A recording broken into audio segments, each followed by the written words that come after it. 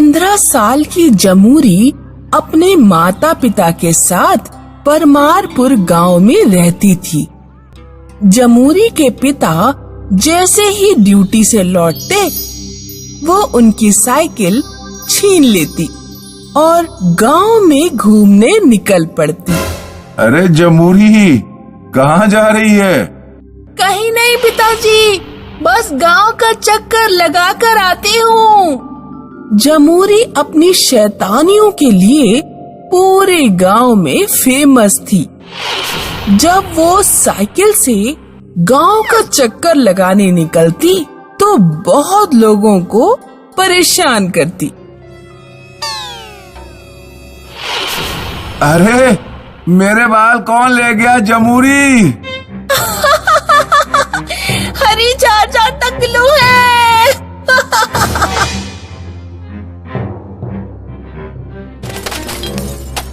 हाय राम, मेरी मटकी फोड़ दी। आज तेरे बाप से शिकायत करूंगी। आज मैंने 12वां मटका फोड़ा। अरे मेरा थैला, उसमें मेरा नया सलवार सूट है। निकल ले, ये सूट तो मेरे ऊपर अच्छा लगेगा। जमूरी जब घर पहुंचती तो उसके घर शिकायत करने वालों की भीड़ लगी होती। राम प्रताप, जमूरी से इसी समय मेरे बाल दिलवाओ। उसने मेरा मटका फोड़ दिया, मटके के पैसे दो। चाची, इसने मेरा सूट छीन लिया, सूट दिलवाओ उससे। तुम लोग कितने बेशर्म हो, बिन बुलाए मेहमानों की तरह मेरे घर चले आते हो। जाओ ले लो अपना अपना सामान। लड़की, तू इन गांव वालों को क्यों परेशान करती है? गांव के लोग तुझे बुरी बुरी बद्दुआएं देकर जाते हैं। अपनी शरारतें करना छोड़ दे बेटा। अरे माँ, तुम तो बहुत डरपोक हो। दुआओं बद्दुआओं से कुछ नहीं होता। एक दिन गांव में एक बहुत पहुँचे हुए साधु आते हैं। गांव के सभी लोग उनके दर्शन करने जाते हैं और उनका आशीर्वाद लेकर आते हैं। साधु बाबा रोज सुबह नदी के तट पर स्नान करके 2 घंटे तपस्या किया करते थे। तपस्या करते समय उन्हें कोई डिस्टर्ब नहीं करता था। साधु बाबा को देखकर जमूरी को शरारत सूझती है। एक सुबह जब साधु बाबा तपस्या कर रहे थे तो जमूरी उनके पास जाकर जोर से उनकी दाढ़ी खींच देती है और हंसने लगती है।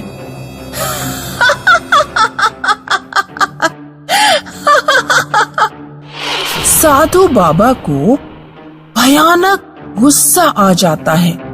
ए मूर्ख लड़की, तूने मेरी दाढ़ी खींचकर मेरा मजाक उड़ाया। जा, जैसे जैसे तू बड़ी होगी तेरी दाढ़ी आ जाएगी और फिर पूरी दुनिया तेरा मजाक उड़ाएगी।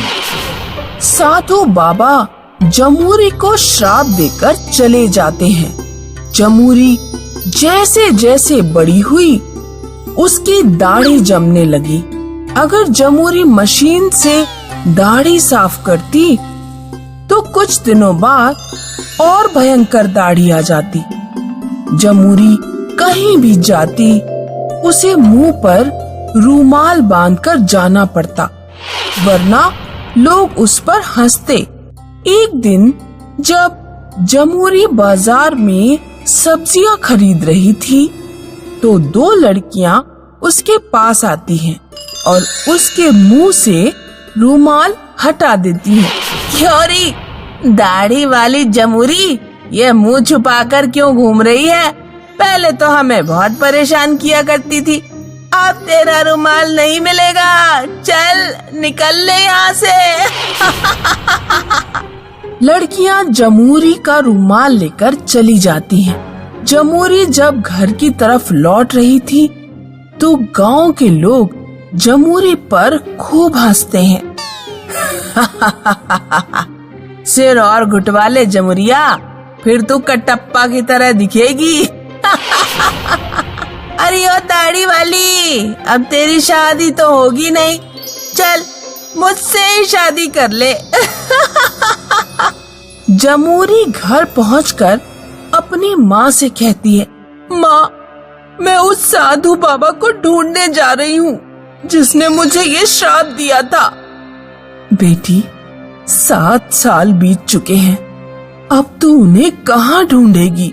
चाहे वे दुनिया के किसी भी कोने में हों, मैं उन्हें ढूंढ कर रहूंगी। जमूरी साधु को ढूंढने निकल पड़ती है। जमूरी पड़ोस के गांव में साधु के बारे में पूछती है। लोग उसे बताते हैं कि साधु अयोध्या गए हुए हैं। जब जमूरी अयोध्या पहुंचती है तो पता लगता है कि साधु दिल्ली पहुंच चुके हैं। जमूरी ट्रेन से दिल्ली पहुंचती है, लेकिन साधु उसे वहां भी नहीं मिलते। लोग उसे बताते हैं कि साधु राजस्थान के किसी गांव में गए हुए हैं। जमूरी के पास पैसे खत्म हो चुके थे और खाने को भी कुछ नहीं बचा था। जमूरी पैदल यात्रा करती हुई राजस्थान की ओर निकल पड़ती है। चलते चलते वो राजस्थान के एक गांव में पहुंच जाती है और भूख और प्यास व गर्मी से चक्कर खाकर गिर पड़ती है। गांव का एक लड़का उसे उठाकर अपने घर लेकर जाता है। माँ, ये देखो, एक लड़की जिसकी दाढ़ी है। लड़का जमूरी के ऊपर पानी के छींटे मारता है, तब उसे होश आ जाता है।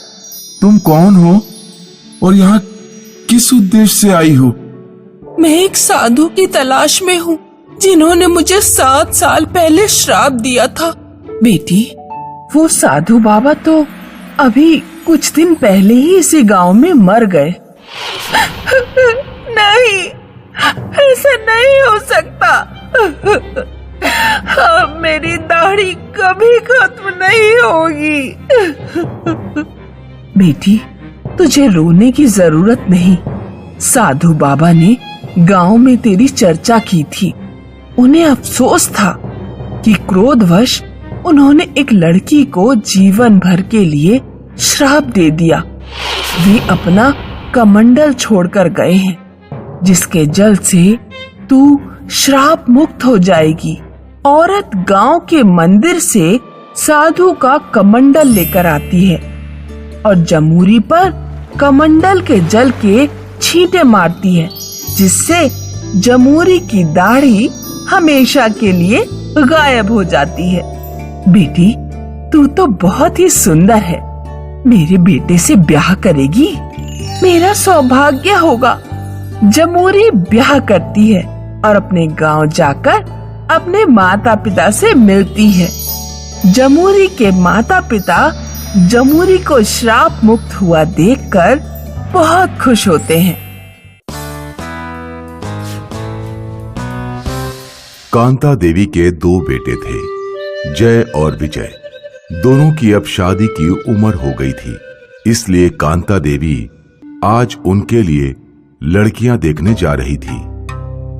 जय विजय, चलो, लेट हो रहा है। आ गया माँ, आ गया माँ। तीनों लड़की वाले के घर पहुंचे। ये मेरी बेटी माया है और ये मेरे बड़े भाई की बेटी ममता। आपके बड़े भाई यहाँ नहीं हैं? वो सालों पहले चल बसे। ममता को भी मैंने ही पाला है। अच्छा है, तीनों बहनें साथ रहे, उससे अच्छा क्या होगा। मैं भी यही चाहता हूँ। दोनों परिवार खुश हो गए और सब ने मिठाई खाई। कुछ दिनों बाद विजय और ममता और जय और माया की शादी बड़े ही धूमधाम से हुई। दोनों परिवार बहुत खुश थे। शादी के बाद कांता देवी ने बहुत सारे रीति रिवाज किए, जैसे गांव वालों को दावत, गाना बजाना, शादी के 2 दिन बाद अब सिर्फ एक ही रिवाज बचा है, वो क्या माँ? ब्राह्मणों को खाना खिलाना। और वो कब होगा? सोच रही हूँ कल ही रखूं, लेकिन बहू इस रिवाज का खास महत्व है। तुम दोनों को अपने हाथों से खाना बनाना है। जी माँ जी। ब्राह्मणों के भोग के दिन ममता जल्दी उठी।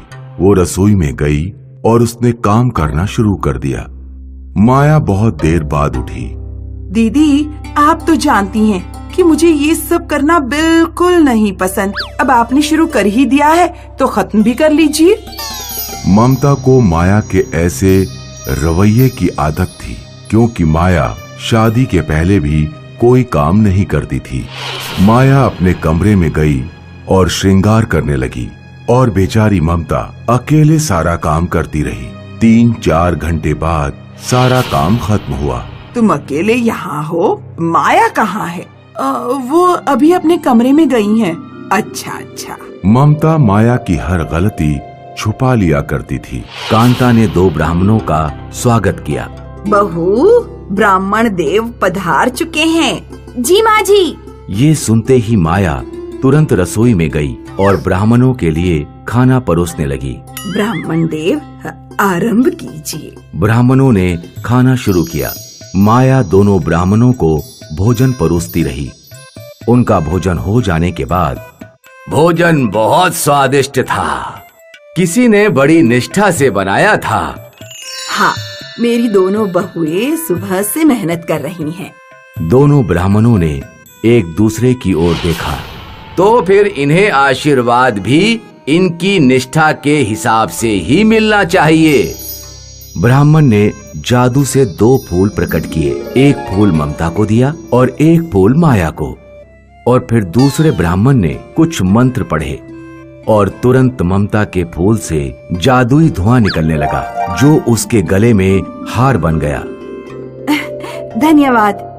फिर माया के भी फूल से धुआं निकला, लेकिन वो हार नहीं बना, बल्कि वो मूछें बन गई। अरे, ये क्या हो रहा है? ब्राह्मण देव दोनों हंस रहे थे। महाराज, ये क्या है? ये निष्ठा का फल है। कांता, तुम्हारी सिर्फ एक बहू ने सारा भोजन बनाया था और दूसरी सिर्फ श्रृंगार कर रही थी। कांता गुस्से से माया की ओर देखने लगी। महाराज, मुझे क्षमा कर दीजिए, मैं आगे से ऐसा कभी नहीं करूंगी। ममता, तुम बहुत निर्मल हो, लेकिन याद रहे, दूसरों से हमेशा दबोगी तो वो तुम्हें दबाएंगे। मुझे माफ कर दीजिए। इस बार हम तुम्हें माफ कर रहे हैं, लेकिन आइंदा ऐसा मत करना। दूसरों की प्रशंसा लूटना अपराध है। ब्राह्मणों ने अपना जादू उलट दिया। माया की मूछें गायब हो गईं और दोनों ब्राह्मण वहां से चले गए।